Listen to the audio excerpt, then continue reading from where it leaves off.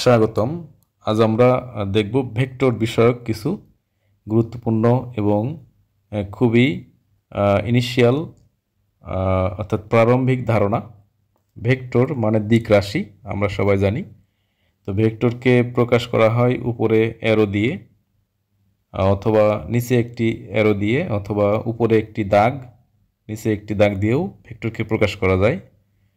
তো ভেক্টরকে প্রকাশ করতে হলে অবশ্যই ভেক্টরের ধারক রেখা সম্পর্কে ধারণা থাকা দরকার।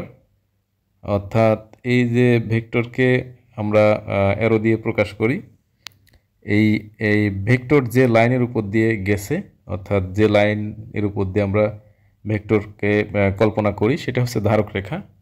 আর এখানে এ ক্যাপ অর্থাৎ ছোট হাতের এ, এটা হচ্ছে ইউনিট ভেক্টর অর্থাৎ একক ভেক্টর। আমরা যদি একটা ত্রিভুজ ড্র করি, ত্রিভুজের যে বাহু তিনটি A B, B C, C এ, এই ত্রিভুজ থেকে কিন্তু আমরা ভেক্টর যোগের ত্রিভুজ বিধি লিখতে পারি।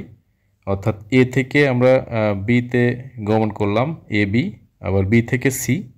এখন আমরা আলটিমেটলি কিন্তু এ থেকে সিতে গমন করলাম, অর্থাৎ আমাদের দুইটা এখানে অল্টারনেটিভ ওয়ে আছে, এ থেকে বিতে যাওয়া এবং বি থেকে সি, এবং এ থেকে ডাইরেক্ট সিতে যাওয়া, অর্থাৎ A plus B, A B plus B C equal A C লেখা যায়। এখন আমরা অবস্থান ভেক্টরের উপর ভিত্তি করে এ বি ইকুয়াল কিন্তু বি মাইনাস ই এখানে লেখা যায়।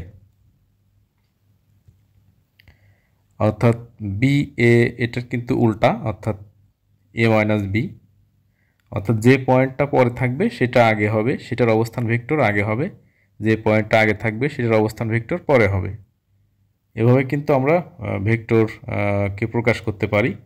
এটা হচ্ছে ট্রায়াঙ্গেল রুলস, অর্থাৎ ত্রিভুজ বিধি ভেক্টর যোগের। এখন আমরা দুইটি ভেক্টর কখন সমান হবে সেটা দেখব। এটা অবশ্যই ধারক রেখার সাথে সম্পর্কিত। দুইটি ভেক্টর এখানে আমরা অঙ্কন করেছি, এ বি এবং সিডি। এই ভেক্টর দুইটা সমান হবে তখনই যখন এর ধারক রেখা সমান এবং সমান্তরাল একই সাথে। অর্থাৎ যখন দুইটা ভেক্টরের ধারক রেখা সমান এবং সমান্তরাল একই সাথে হয়ে যাবে, তখন কিন্তু এই ভেক্টর দুইটা সমান বলা যাবে। এটার কনভার্সলিও বলা যায় উল্টা, অর্থাৎ ধারক রেখা যদি সমান এবং সমান্তরাল হয়, অর্থাৎ দুইটা রেখা যদি সমান এবং সমান্তরাল হয়, তাহলে ওই ভেক্টর দুইটা কিন্তু অটোমেটিক্যালি সমান হয়ে যায়। অর্থাৎ আমরা বলতে পারি if A B equal CD and A B parallel CD, then A B vector equal CD vector. সবাইকে অনেক ধন্যবাদ।